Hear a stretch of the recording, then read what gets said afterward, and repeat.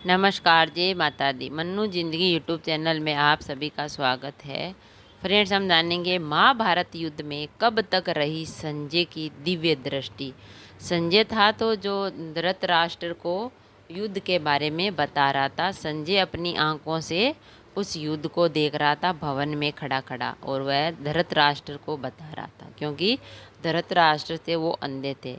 तो महाभारत युद्ध में कब तक रही संजय की दिव्य दृष्टि, कैसे गई, फिर कैसे गई, वो अपने आप बंद हो गई, बाद की जिंदगी कैसे गुजरी उनकी। तो इसके बारे में हम जानते हैं कि जो संजय था महाभारत युद्ध में, वो धृतराष्ट्र को अपनी दिव्य दृष्टि से उस युद्ध के बारे में बता रहा था। तो उसकी दृष्टि जो दिव्य कैसे चली गई और बाद में क्या हुआ, कब तक रही। संजय को महाभारत युद्ध में धृतराष्ट्र ने महाभारत युद्ध से ठीक पहले पांडवों के पास बातचीत करने के लिए भेजा। वहां से आकर उन्होंने धृतराष्ट्र को युधिष्ठिर का संदेश सुनाया।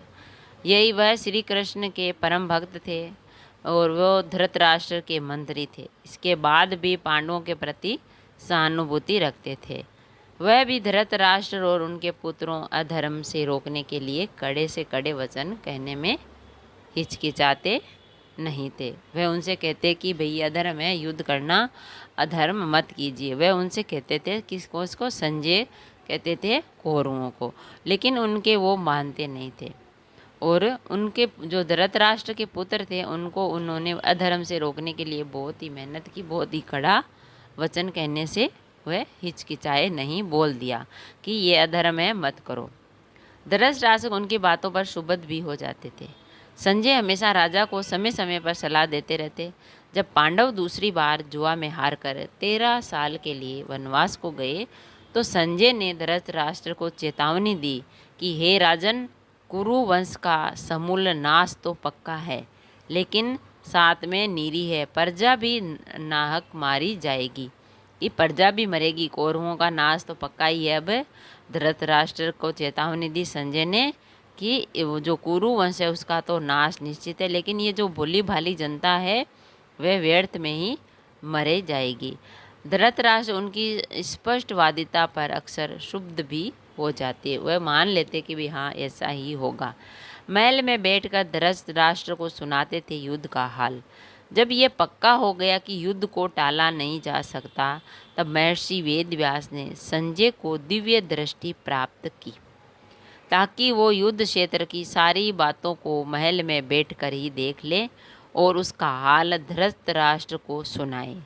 इसके बाद संजय ने नेत्रहीन धृतराष्ट्र को जो महाभारत युद्ध में हर अंश सुनाया, हर बात बताई, और कहा जाता है वह हमारे देश के सबसे पहले वो थे, कमेंटेटर भी थे।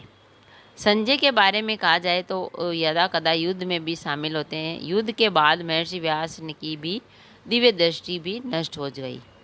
महर्षि व्यास ने उसको दिव्य दृष्टि दी थी और उनकी भी दिव्य दृष्टि खत्म हो गई। श्री कृष्ण का विराट स्वरूप जो केवल अर्जुन को ही दिखाई दे रहा था, संजय ने उसे दिव्य दृष्टि से देखा।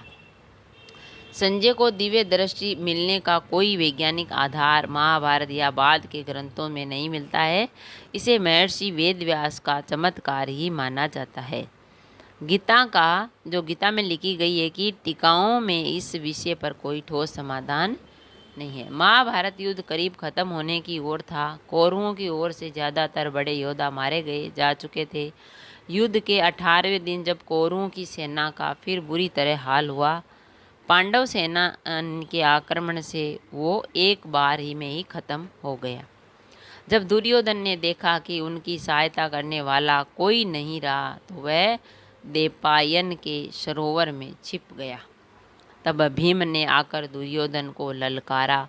भीम और दुर्योधन में गदा युद्ध हुआ, जिससे दुर्योधन आखिरी मारा गया। इसके साथ ही 18वें दिन महाभारत के युद्ध का भी अंत हो गया और संजय की दिव्य दृष्टि भी इसके साथ ही खत्म हो गई। और बाद का जो संजय का जीवन था वह किस प्रकार का था। महाभारत युद्ध के बाद कई सालों तक संजय युधिष्ठिर के राज्य में रहे और उसके बाद वो धृतराष्ट्र, गांधारी और कुंती के साथ संन्यास लेकर चले गए। तो धृतराष्ट्र की मृत्यु के बाद हिमालय पर चले गए। तो फ्रेंड्स, जो संजय थे महाभारत युद्ध में, तो उन्होंने 18वें दिन तक उनकी दिव्य दृष्टि रही और उन्होंने भी जो कृष्ण भगवान का जो विराट रूप था वो देखा। जो रूप था वो अर्जुन के लिए हुआ था, लेकिन उन्होंने भी उसे दिव्य दृष्टि से देख लिया और 18वें दिन वो दृष्टि उनकी समाप्त हो गई और फिर वह भी गांधारी, धृतराष्ट्र और कुंती के साथ हिमालय पर चले गए। अगर वीडियो अच्छा लगा तो लाइक और शेयर ज़रूर करें। ऐसी अच्छे वीडियो देखने के लिए, जानने के लिए चैनल को सब्सक्राइब करें। थैंक यू, धन्यवाद।